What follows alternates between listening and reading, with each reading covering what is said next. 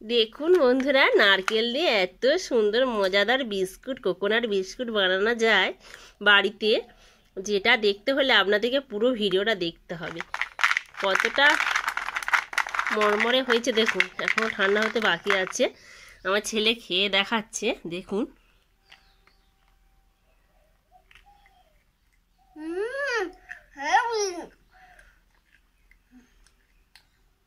খুব সুন্দর বন্ধুরা, বাড়িতে বানিয়ে খাবে না। চলুন দেখা যাক আমি কিভাবে বিস্কুটটা বানাই। পুরো ভিডিওটা দেখা যাক এবং আপনারা আমার পাশে থাকবেন।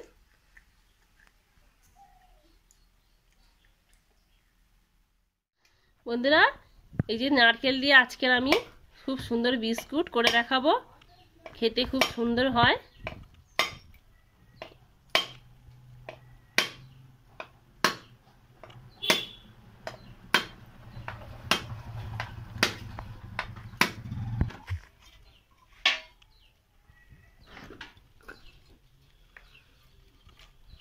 নারকেলগুলো প্রথমে ফাটিয়ে নেওয়া হলো, এবার ওগুলোকে আমি কুড়ে নেব।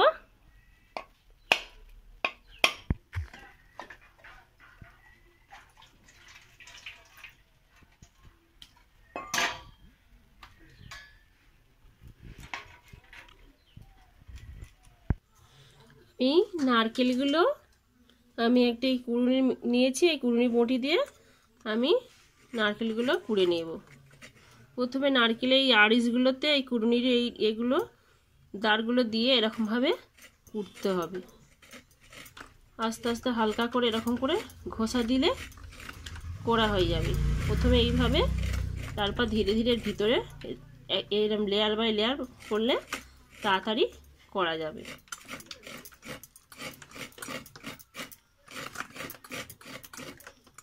এইভাবে আমি পুরো নারকেলটা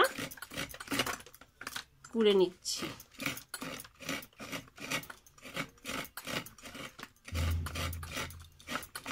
এই যে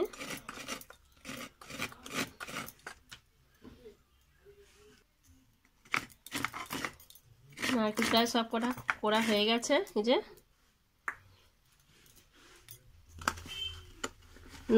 নারকেলের কুড়িগুলো আমি এখানে এক জায়গায় নিয়ে নিয়েছি, আর এখানে আমি এক বাটি চিনি নিয়েছি।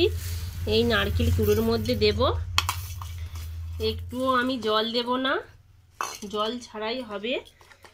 আর এখানে স্বাদ অনুযায়ী লবণ দেব।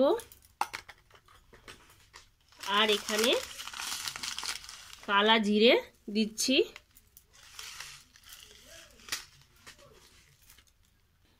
আর এখানে সাদা তিল দিচ্ছি সামান্য পরিমাণে। এগুলো অপশনাল, দিতেও পারেন নাও দিতে পারেন। দিলে খুব সুন্দর একটা খেতে ভালো লাগবে, গালে পড়বে, ভালো লাগবে। এবারে আমি এই উপকরণগুলো এই চিনি আর নারকেলের সঙ্গে ভালো করে মিশিয়ে নেব। নিলে এখান থেকে একটা জল ছেড়ে দেবে। এই জলের মধ্যেই আমি ময়দা আর সুজি মিশিয়ে দেব। একটু ভালো করে সুন্দরভাবে এরমভাবে 2-3 মিনিট ধরে কচলে কচলে এটাকে মাখিয়ে নিতে হবে, এই চিনি আর নারকেলটাকে। আমি যেইভাবে করছি আপনারা যদি এইভাবে করেন এত সুন্দর হবে এই বিস্কুটটা, মানে বুঝতেই পারবে না যে এটা কি দিয়ে করেছে। খুব সুন্দর, কোকোনাট বিস্কুটকেও হার মানিয়ে দেবে। এই কোকোনাট বিস্কুট হচ্ছে। কচলে কচলে মাখাতে দেখুন এই যে চিনিটা কিরকম রস ছেড়ে দিয়েছে। এবারে আমি এই নারকেল থেকে যে রসটা ছেড়েছে এর মধ্যে আমি সুজি দেব 1 বাটি দিয়ে আমি এটাকে মিশিয়ে নেব এর সাথে। এই জলের মধ্যেই আমি সুজিগুলোকে মিশিয়ে নিচ্ছি। এক্সট্রা জল কোনো দেওয়ার দরকার নেই। এখানে চিনি আর নারকেল মিশানোর পরে যেই জলটা বেরোবে এই নারকেলের জলে থেকে, জুস থেকে এই পিঠাটা, এই বিস্কুটটা বানানো হবে। আর আমি এখানে ময়দা নিয়েছি, সুজির পরে দেওয়ার পরে ময়দাটাও দিলাম। 1 বাটি ময়দা, 1 বাটি সুজি আর 1 বাটি চিনি। দিয়ে আমি এই মিশ্রণটাকে ভালো করে মাখাচ্ছি। যদি আপনাদের একটু ঢোলকা বা লেচিটা যদি ঢোলকা হয় তাহলে আপনারা আরেকটু ময়দা মিশিয়ে নিতে পারেন। আমি এইভাবে মাপ নিয়ে করছি, আপনারা মাপ নিয়ে করবেন। এবার নারকেল যদি ছোট বড় হয় তাহলে একটু কম বেশি সুজি ময়দা লাগতে পারে। আমার থাসাটা একটু নরম মনে হচ্ছে, সেই জন্য আমি আরও একটু ময়দা অ্যাড করছি।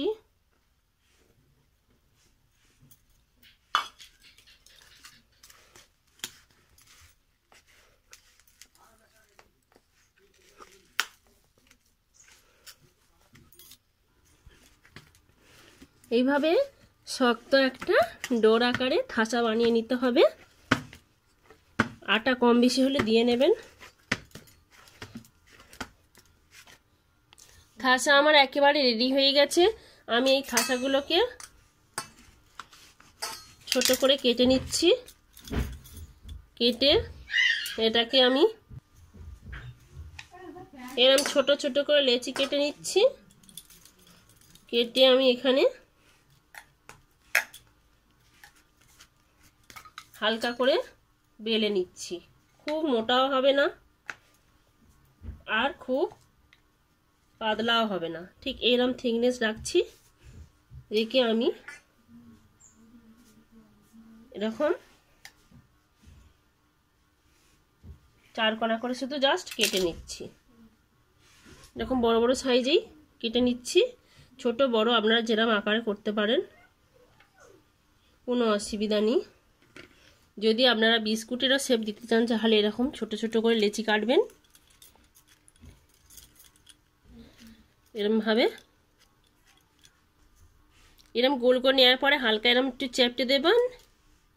এরকম চ্যাপটা করে দিয়ে এই চামচের মুখ দিয়ে এরকমভাবে হালকা করে একটু দাগ মেরে দেবেন। দিয়ে এরকমভাবেও বানিয়ে নিতে পারেন। আপনারা যেমন খুশি বানাতে পারেন। আমি বেলবো না, আমি একটা বেলে দেখালাম। বেলে করলেও হবে আর এরকমভাবে করলেও হবে।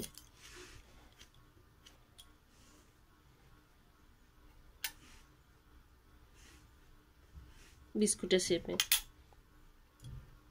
এইভাবে আমি সবকটি বানিয়ে নিচ্ছি। আমার সবকটি বিস্কুটের শেপ দেওয়া নেওয়া হয়ে গেছে। আমি এবারে এটাকে নিয়ে ভেজে নেব। আমি কড়াইতে সাদা তেল দিয়ে দিচ্ছি। কড়াইয়ের তেল হালকা গরম হলে আমি বিস্কুটগুলো দিয়ে হালকা আঁচে ভেজে নেব।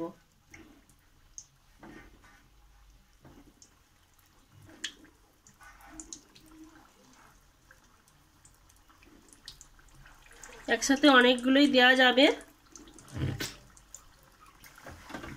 প্রথমে নাড়ার কোনো দরকার নেই, দেওয়ার পরে হালকাভাবে তেলটাকে একটু এরমভাবে নাড়িচাড়ি করে দিতে হবে।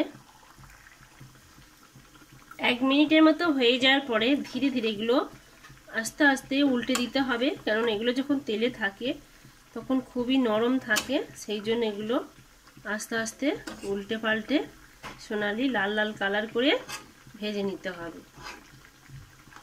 বন্ধুরা, আপনারা যদি প্রথম হয়ে থাকেন আমার চ্যানেলে এসে থাকেন, আপনাদের কাছে অনুরোধ থাকবে আমার চ্যানেলটি সাবস্ক্রাইব করে রাখার জন্য, আরও নতুন নতুন ভিডিও যাতে পান সেই জন্য।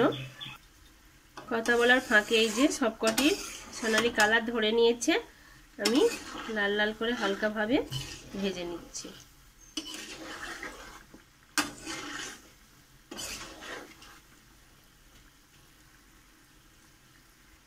আমার বিস্কুটগুলো একেবারে রেডি হয়ে গেছে। এই যে কালার ধরে গেছে দেখতে পাচ্ছেন।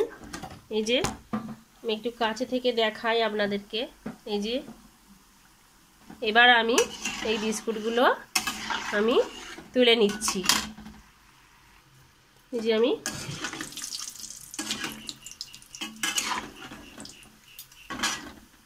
তেলগুলো একটু ঝরিয়ে নিচ্ছি।